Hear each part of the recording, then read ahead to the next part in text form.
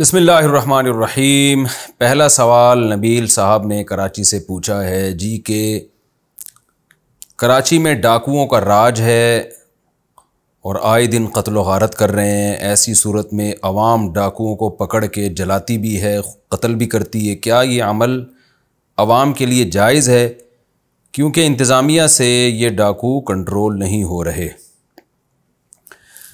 मैं ख़ुद कराची में हूँ और आए दिन कत्ल व गारत की ख़बरें सुनने को मिल रही हैं। हमारे अभी एक रिलेटिव थे, हमारी गली में ही रहते हैं, मेरी बड़ी अच्छी दोस्ती है। वो भी यूके से आए हुए थे, उनके साथ उनका एक दोस्त भी लंदन से आया हुआ था। चंद दिनों के लिए कराची आया वो, और अपनी वाइफ और अपने बच्चों को लेके यहीं कहीं यूपी की तरफ आइसक्रीम खाने के लिए रात को वो निकले। यंग लड़का बिल्कुल, और डाकुओं ने आके मोबाइल वगैरह छीनने की कोशिश की। वो लड़का झुका कुछ उठाने के लिए, उस बेचारे के पास तो असलहा ही नहीं था। डाकुओं ने सिर्फ इस वहम के शायद ये हमें मारना चाहता है या क्या करना चाहता है, वहीं ऑन द स्पॉट उसकी डेथ वाक़ हो गई। यानी उस लड़के को कत्ल कर दिया, शहीद कर दिया। बीवी और बच्चों के सामने उनका बाप वहीं तड़प तड़प के शहीद हुआ है, और बीवी के सामने उसका शौहर। सोचें उस घर में क्या क़यामत मची होगी। ये रिसेंटली 2-4 दिन पुराना वाक़या है। उनका तो सारा दौरा तबाह बर्बाद हो गया ना। एक वाक़या नहीं है, हमारे जामियत रशीद के एक उस्ताद है, उनके टांग में गोली मारी है, उसके बाद फिर कोई टांग में गोली, कोई सर में गोली। इतना ज़्यादा ये होने लगा है कि हर दूसरे तीसरे दिन हमें ख़बर आ रही है। कराची तो इतना बड़ा है, हमें तो अपने इलाक़ों की ख़बरें आ रही है खाली, बाकी पूरे शहर में क्या हो रहा होगा। ऐसी सूरत में अगर बिलफर्ज डाकू गिरफ्तार भी हो जाए, अव्वल में 100 में से कोई एक आध होता है जो अरेस्ट होता है, जो पुलिस उसको पकड़ सकती है। ज़ाहिर है हर वक्त पुलिस तो वहाँ मौजूद नहीं होती, तो लोग ये कहते हैं 2-4 दिन के बाद वो छूट के आ जाता है। तो कानून आपका ऐसा है जो शायद डाकुओं को ज़बरदस्त तरीके से सपोर्ट कर रहा है। रेंजर्स वालों से मैंने बात की है, रेंजर्स के जो ऑफिसर्स हैं उनसे हमने बात की है, भाई ये क्या बदमाशी हो रही है। तो रेंजर्स के इख्तियारात महदूद हैं। रेंजर्स इस बात की, रेंजर जो है वो पाबंद हैं कि वो डाकुओं को पकड़ के पुलिस के हवाले करें। पुलिस इसकी पाबंद है कि डाकू को पकड़ के कोर्ट में लेकर जाए, और शायद कोर्ट इसकी पाबंद है कि 2-4 दिन बाद उनको छोड़ दे। लग ऐसा रहा है, यानी हमें तो नहीं पता असल कानून क्या है, वो तो जज साहिबानी जानते होंगे, लेकिन जो प्रैक्टिकली हो रहा है वो यही होता है कि डाकू साहब को छोड़ दिया जाता है। उसके बाद वो दबा के 150 बंदों का और कत्ल करते हैं। तो ऐसे मौके पर अवाम क्या करे, आप खुद बताएं ना। हम तो लोगों को रोकते हैं कि कानून अपने हाथ में मत लो, डाकुओं को खुद कत्ल ना करो, लेकिन अवाम कहती है कि हम खुद कत्ल ना करें तो क्या कानून के हवाले कर दें हम उसको, ताकि वो उसको दोबारा से फिर डकैतियां करने का मौका फराहम करे। वो ये कत्ल व गारत कौन रोकेगा जो मुल्क में हो रहा है। तो हमारे मना करने के बावजूद लोग जलाते भी हैं, और जलाने में भी लोगों के पास ये उज़र है। अभी कुछ दिन पहले एक वीडियो आई, उसमें डाकू जल रहा है आग में, बड़ा तरस आ रहा था कि यार कम से कम जलाते तो नहीं ना आप इसको। लेकिन डाकू ने जिस बंदे को कत्ल किया हुआ था ना, उसकी भी व्हाट्सएप पे वीडियो घूम रही थी। वो वहीं तड़प रहा है बेचारा, उसके सर में भी गोली लगी, उसके जबड़े में भी गोली लगी, और तड़प रहा है। खुदा की कसम, उस तड़पती हुई लाश को देखकर दिल में जो रहम का एक जज्बा पैदा हो रहा था ना डाकू के बारे में, कि इसको जलाया क्यों, दिल चाह रहा था इसको और ज्यादा जलाओ। तो हम तो लोगों को गैर कानूनी काम की तरगीब नहीं देते, हम तो कहते हैं भाई पुलिस ही के हवाले करो। लेकिन लोग बेचारे क्या करें, अब आप खुद सोचें ना। क्या पुलिस के हवाले करें और पुलिस फिर कोर्ट लेके जाए, और कोर्ट फिर जो भी एक जाहिर है जुर्म साबित करना भी तो आसान नहीं होता ना। फिर ये भी एक टेंशन है, जज कहता है कि भाई मैं, अगर मेरे पास गवाह नहीं है, क्योंकि आमी आदमी में अगर कोई कोर्ट में गवाही के लिए पहुंचता है, जो लोग मौके वारदात पे होते हैं ना, अगर वो कोर्ट में जाके गवाही देते हैं तो डाकू उनका नाम पता महफूज कर लेते हैं। यहाँ सरीना में एक नौजवान का कत्ल हुआ, मेरा बड़ा अच्छा दोस्त था। वो मोबाइल की अक्सर मैं उससे ख़रीदो फ़रोख्त जो भी मेरा रब्ता होता था, आमतौर पे जब मोबाइल लेना होता था मैं उन्हीं से लेता था। यहाँ सरीना में थे वो। उसने क्या किया, डाकू को पकड़ा, मारा नहीं, कत्ल नहीं किया, पुलिस के हवाले कर दिया। कत्ल नहीं किया, पुलिस के हवाले किया है। 1-1.5 हफ्ते बाद डाकू छूट कर बाहर निकला और उस लड़के को कत्ल कर दिया कि तूने मुझे पुलिस के हवाले क्यों किया। यानी डाकू का ऐसा राज है कि ना आप उसको थप्पड़ मार सकते हो, ना आप कोर्ट में उसके खिलाफ जाके गवाही दे सकते हो। कोर्ट में आपने गवाही दी, सारी जिंदगी की एक टेंशन खड़ी हो जाएगी। तो लोग ये कहते हैं कि हमारे पास डाकुओं को पकड़ के जान से मारने के अलावा कोई ऑप्शन है नहीं, गवर्नमेंट ने छोड़ा नहीं, हमारा कानून खुद लोगों को मुजरिम बना रहा है।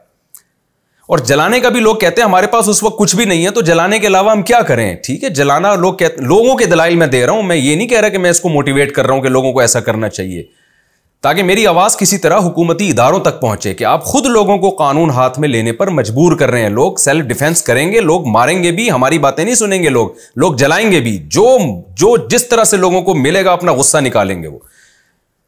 तो लोग जो कुछ कर रहे हैं वो अपने लिहाज से कर रहे हैं, और वो लोग ये कहते हैं कि हम इस पे मजबूर हैं, हमारे पास इसके अलावा कोई ऑप्शन नहीं है।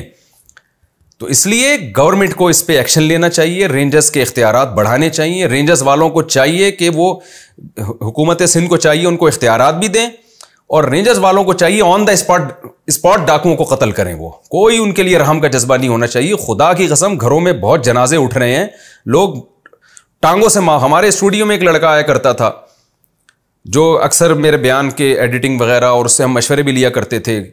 कुछ दिन पहले मैं उसके घर गया हूँ, वो बेचारा लंगड़ा हो चुका है, टांग उसकी जो है ना वो गोली लगी है उसके घुटने पे, इतना बड़ा ऑपरेशन हुआ उसका, जवान आदमी, वो बेड पे पड़ा हुआ है।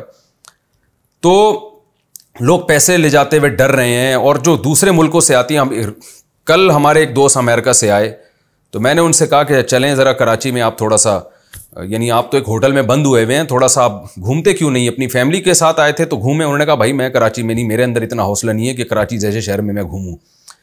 तो क्या यानी हालात हुए हुए हैं। तो हम नहीं कहते लोगों को कि वो डाकुओं को पकड़ के कत्ल करें या जलाएं, लेकिन लोग ये काम करेंगे हम, और जिसके यहाँ कोई मैयत होगी ना, उसके दिल में इंतकाम का जज्बा होगा। तो गवर्नमेंट बजाय इसके कि लोगों को जलाने से, कत्ल करने से रोके, पहले गवर्नमेंट अपना निज़ाम दुरुस्त करे, डाकुओं को इबरतनाक सज़ा हो, रेंजर्स के इख्तियारात बढ़ाए जाएं, पुलिस के इख्तियारात बढ़ाए जाएं, ऑन द स्पॉट डाकू को वो कत्ल करें। अल्हम्दुलिल्लाह कुछ पुलिस वाले मारते भी हैं, यहाँ मुकाबला हुआ कुछ दिन पहले और पुलिस वालों ने डाकुओं को कत्ल किया। वो डाकू भाग रहे थे, पुलिस पे फायर भी कर रहे थे, मार दिया पुलिस वालों ने। बड़ा मज़ा आया, मेरा दिल चाह के मैं इन पुलिस वालों की दावत करूँ। एक दफ़ा तो मैंने दावत की भी थी, सोराब गोट ले जाके उनको खाना वाना खिलाया, खूब दबा के हमने अपने ख़र्चे पे अल्हम्दुलिल्लाह उनको, यानी कोई ऐसा नहीं था कि गवर्नमेंट ने हमें कोई पैसे दिए हों कि जी आप इनको मोटिवेट करें। तो हमने कहा हुकूमत की तरफ से इनकी हौसला अफजाई हो या ना हो, हम तो करें ना। तो कोई भी पुलिस वाला डाकू को मारता है, इतना मज़ा आता है, मेरा दिल चाहता है बस कि उस पुलिस वाले को मैं बहुत ज़्यादा अप्रिशिएट करूं। तो मैं तो लड़कों से कहता हूं यार, कोई भी पुलिस वाला अगर डाकू को कत्ल करे ना, उसका नंबर तलाश करो, हम उसको अपने तौर पर हम उसको गिफ्ट देंगे, इनाम भी देंगे, उसकी दावत भी करेंगे, उसको मोटिवेट भी करेंगे। गवर्नमेंट भी करती होगी, लेकिन हम तो करें ना। तो आवाम को भी चाहिए कि ऐसे पुलिस वालों को अप्रिशिएट किया करें जो डाकुओं को मारें। एक पुलिस वाले ने अगर एक डाकू मार दिया ना, इसका मतलब 100 इंसानों को कत्ल होने से उसने बचा लिया है।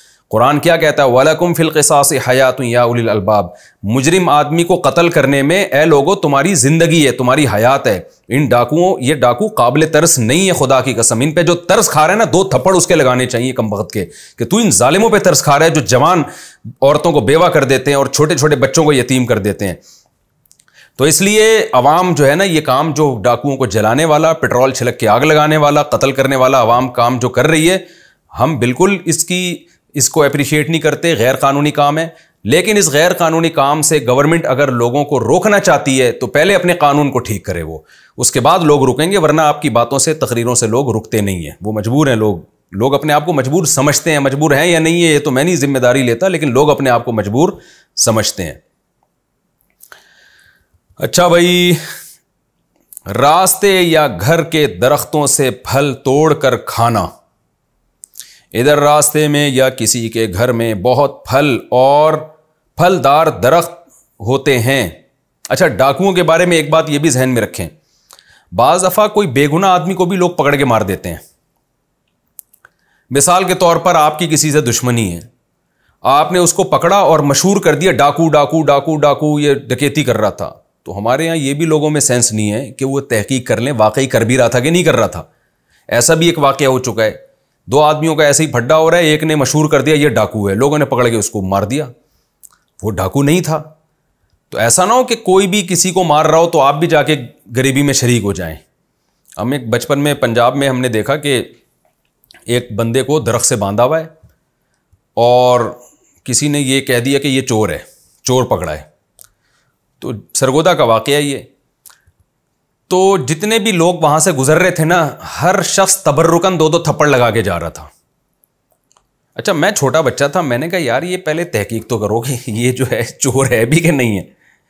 वो किसी ने बांध दिया, अब पता नहीं, हो सकता है वो चोर हो, लेकिन ये भी तो पॉसिबल है कि चोर ना हो।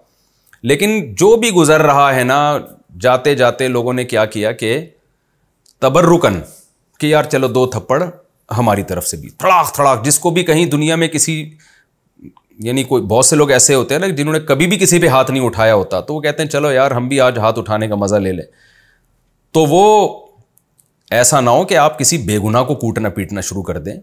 दूसरा, यहां एक वाकया हुआ, एक चोर पकड़ा गया इसी मोहल्ले में, लोगों ने उसको इतना पकड़ के मारा है कि वो मरने लगा था, तो मैंने उसको छुड़ाया। डाकू अलग चीज है, चोर अलग चीज है। डाकू वो होता है जो असलहा लेके आता है, चोर असलहा के साथ थोड़ी आता है। चोर को तो पुलिस चित्रौल लगाए, मारे पीटे, लेकिन कत्ल नहीं करे। तो बाज़ दफ़ा चोर एक सादा सा चोर होता है, उसको ठीक है पुलिस के हवाले करें या लोग अपने तौर पर जो भी उसको सज़ा देनी होती है, जो कि गैर कानूनी, हम उसको अप्रिशिएट नहीं करते, लेकिन लोग कर रहे होते हैं, मैंने बताया। लेकिन उसमें कत्ल वतल तो किसी सूरत में नहीं बनता चोर का। हाँ, तो जो डाकू है ना, डाकू, उसकी सज़ा इस्लाम में कत्ल है। हुकूमत पर लाजिम है कि डाकू को कत्ल करे। और इस्लाम ने क्या, कुरान ने वाज़ेह सज़ा बयान की है, आई तो क़त्ता अयदीहिम व अर्जुलुहुम मिन खिलाफिन, कि उसके हाथ और पाँव काट के उसको चौक पे लटकाया जाए। ये हुकूमत पर लाजिम है कि ये हुकूमत ये सज़ा दे डाकू को। इतनी बड़ी सज़ा है और कैसे दंदनाते फिर रहे हैं डाकू। और फिर ये भी है कि जब से सैलाब ज़दा इलाक़ों से बहुत से लोग कराची में आए हैं ना, तो बेचारे बहुत सारे तो मजबूर हैं, लेकिन बहुत सारे क्रिमिनल एक्टिविटीज़ में इन इलाक़ों में पहले से मशहूर थे, अंदरून सिंध या पंजाब की तरफ। तो वो जो चोर उचक्के किस्म के लोग थे वो भी कराची में आ गए हैं। बहुत सारे तो मुस्तहिकीन हैं, वो तो हमारे भाई हैं, हमें उनकी मदद करनी चाहिए, उनको गले लगाना चाहिए। लेकिन एक डाकुओं की भी एक पूरी खेप जो है ना, वो कराची आ गई है। उसके बाद से ये जो डकैती के वाक़यात हैं ये बहुत ज़्यादा बढ़ गए हैं। तो खुदारा हुकूमत एक्शन ले और इसको कंट्रोल करने की कोशिश करे, वरना लोगों का कत्ल बहुत हो रहा है और बहुत ज़्यादा कराची के हालात ख़राब हो गए हैं।